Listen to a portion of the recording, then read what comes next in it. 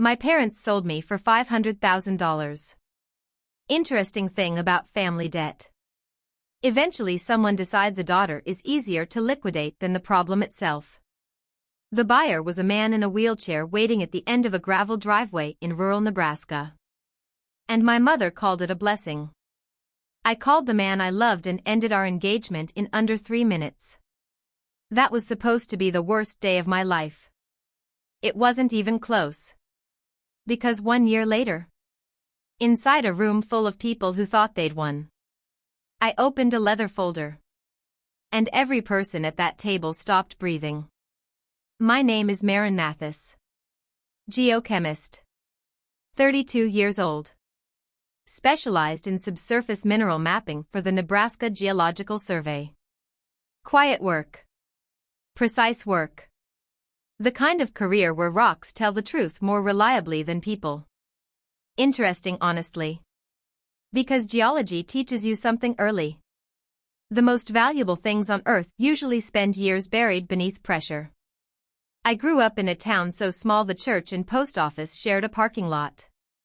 My parents, Lorraine and Wade Mathis, survived through a rotating cycle of debt, alcohol, and emotional warfare disguised as sacrifice. My mother specialized in guilt. My father specialized in silence. Together, they created the kind of household where children learn emotional weather patterns before multiplication tables. Interesting thing about unstable homes. You become useful long before you become safe. I escaped at 18. Scholarships. University of Nebraska. Geology degree.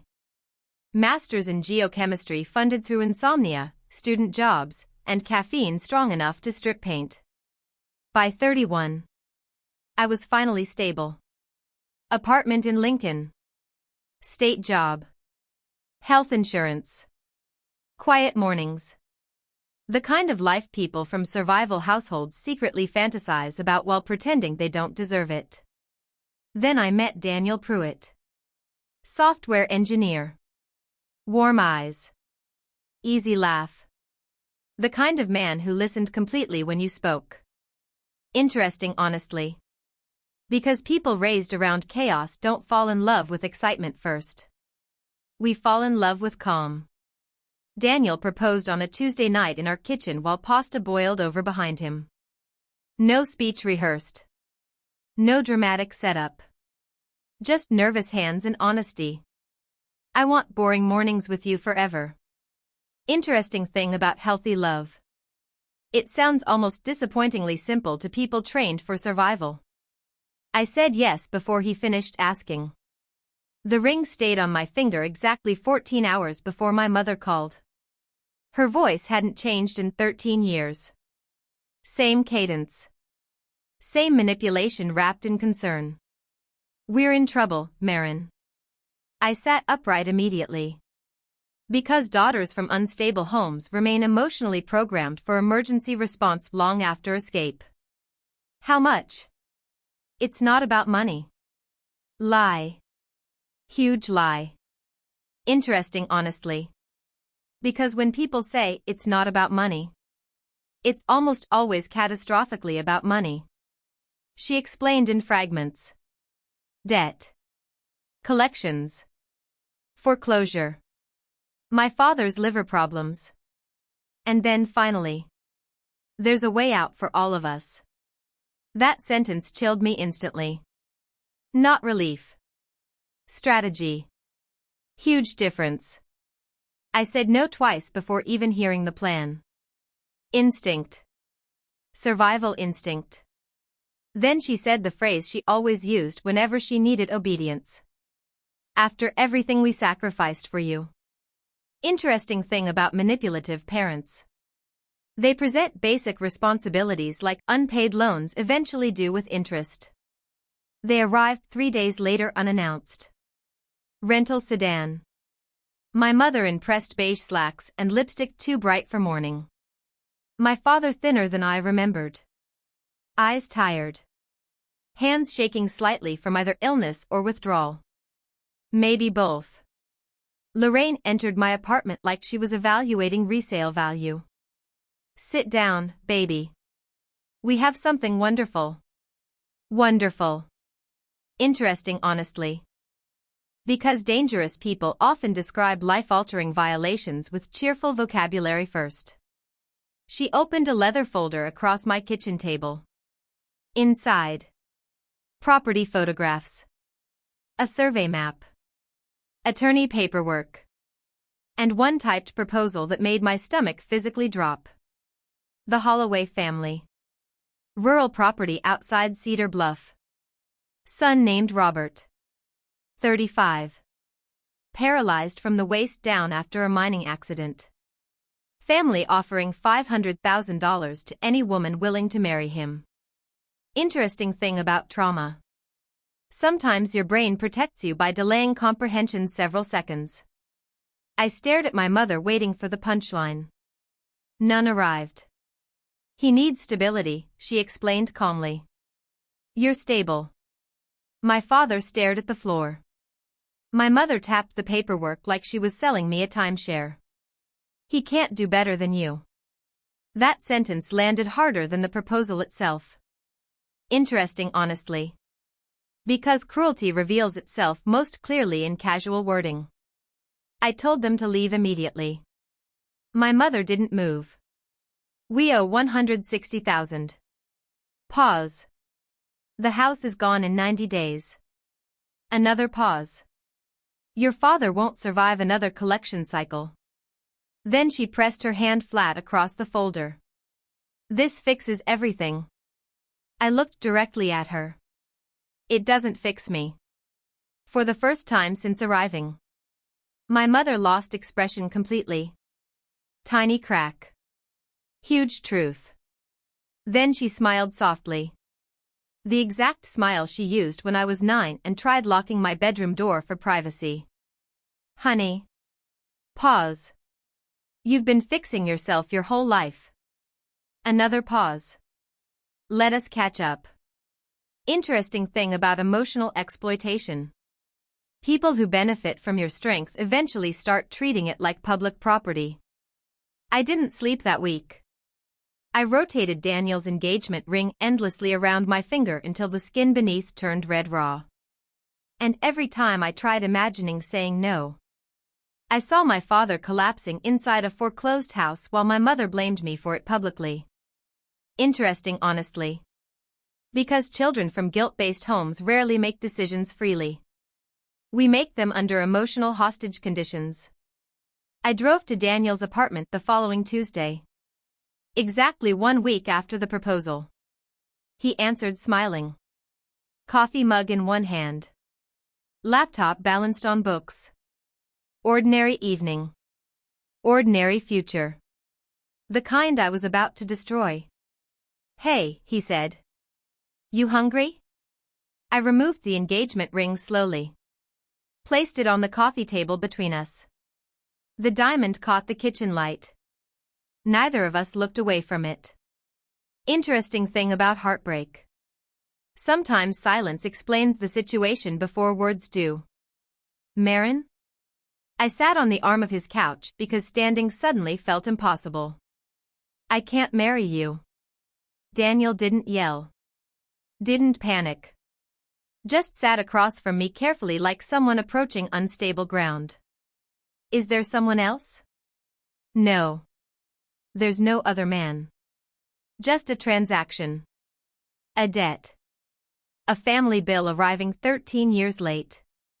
But I couldn't explain that without explaining everything. The drinking. The fear. The survival habits. The lifelong conditioning that taught me my value existed primarily in what I could absorb for others. Interesting, honestly. Because shame protects toxic families more effectively than locks ever could. Tell me what happened. I wanted to. God, I wanted to. But saying it aloud would make it real. So instead, I destroyed us quietly. I'm sorry. That's all I gave him. 3 minutes later, I walked back into Nebraska winter carrying the feeling that I had just buried my own future alive. The wedding was scheduled 6 weeks after I returned Daniel's ring. Interesting thing about human trafficking inside respectable families. Sometimes it arrives disguised as paperwork and polite conversation. My mother handled the wedding planning like an office administrator organizing a budget meeting. Dress ordered online. $89. No alterations. County clerk booked for 10 in the morning. Guest list restricted to immediate family only. She even printed a timeline. Hair at 7. Photos at 8:30. Ceremony at 10. Interesting honestly. Because once someone reduces your future into logistics, they stop seeing you as a person entirely. The night before the wedding, I sat inside a roadside motel watching my mother iron my dress on the bedspread. Steam curled through yellow lamplight. She smoothed each wrinkle carefully like she was preparing a contract for signature. "You're doing the right thing, Marin." Interesting phrase. Because manipulative people repeat morality constantly when they're terrified the situation might actually be immoral. I stared at the motel wallpaper peeling near the air conditioner. "You keep saying that." Pause. "Because you keep needing to hear it." That landed. Tiny silence. Huge truth. My mother hung the dress on the bathroom door carefully. Then turned toward me with the expression I knew too well. The rehearsed expression. The one she wore before saying something she'd practiced privately first. "You were always going to pay us back." Interesting thing about emotionally abusive parents. Eventually they confess accidentally while trying to justify themselves. I didn't argue. Didn't cry. Didn't defend myself. Because honestly, once someone prices you financially, there's nothing left to debate emotionally. My father sat in the car the entire evening. Engine off. Hands gripping the steering wheel. I watched him through the motel window while my mother packed bobby pins into a makeup bag. He never came inside. Interesting honestly. Because passive men often spend decades physically adjacent to cruelty without interrupting it once. What I didn't know then. My mother had already spent $68,000 from the Holloway money. Before the ceremony even happened. Hidden credit cards. Storage unit debt. Impulse purchases during manic spending spirals. The money was disappearing before I even walked down the aisle. Interesting thing about people who misuse rescue. They burn through salvation faster than accountability. I packed my suitcase after midnight. At the bottom beneath sweaters and jeans, I placed my field kit. Sample bags. Hand lens. GPS unit. The tools of my actual life. Interesting honestly. Because deep down, some part of me still believed I might someday need proof of who I really was. The Holloway property sat on 200 acres outside Cedar Bluff. Flat land. Dead grass. A farmhouse faded from white into the color of old teeth. Everything about the property looked exhausted. Interesting thing about neglected places. They resemble neglected people more than anyone admits. Robert Holloway waited at the end of the gravel driveway in a wheelchair. Dark jacket. Clean collar. Hands folded calmly in his lap. And resting inside one palm. A small brass compass worn smooth with age. The plywood wheelchair ramp leading to the porch still looked unfinished. Fresh wood. Uneven nails. Like accessibility itself had been treated as temporary. The ceremony lasted 11 minutes. No music. No vows written personally. Just signatures. Witnesses. Transaction completed. My mother smiled in photographs nobody requested. My father shook Robert's hand without making eye contact.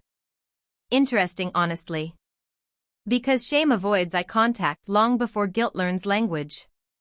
Afterward, everyone drifted toward the house except Robert. He stayed on the porch quietly staring across the fields. I stood beside him because I genuinely didn't know where else to stand anymore. Then softly, without looking at me, he said, "You don't have to stay there." I frowned slightly. "What?" "You look like someone waiting for instructions." Interesting thing about perceptive people. They identify emotional imprisonment almost instantly because they recognize it in themselves. "I don't know where I'm supposed to stand." Robert almost smiled. Almost. Then came the sentence that changed everything. "Nobody asked you either, did they?" 5 words. That's all. But in those 5 words, every assumption I carried into that marriage cracked open. Interesting, honestly. Because suddenly Robert wasn't a helpless stranger benefiting from my sacrifice. He was another person trapped inside someone else's arrangement. I looked at the compass in his hand. "My grandfather's," he explained. "He mapped this county before anyone cared about it." The way he held it stayed with me. Loose. Familiar. Like truth itself had weight. Garrett Holloway arrived later that evening. Robert's older brother. 41. Broad shoulders. Voice too loud for every room he entered. The kind of man who shook hands like dominance was a competitive sport. "Welcome to the family, Marin." Then immediately, "You need anything, you come to me." Not Robert. Him. Interesting thing about controlling people. They announce hierarchy immediately before anyone else can question it. Within 1 week, I understood the entire Holloway family structure. Garrett managed finances. Garrett handled legal matters. Garrett controlled the family trust. And Garrett spoke about Robert like he was both fragile and incompetent. Even while Robert sat directly beside him. "He gets tired in afternoons. Don't let him overdo things. The South Room helps his mood." Then finally one Tuesday night over tax paperwork. "Robert doesn't get a vote." Interesting, honestly. Because some families remove disabled people from power, so gradually they start calling control care. Robert's jaw tightened once. Only once.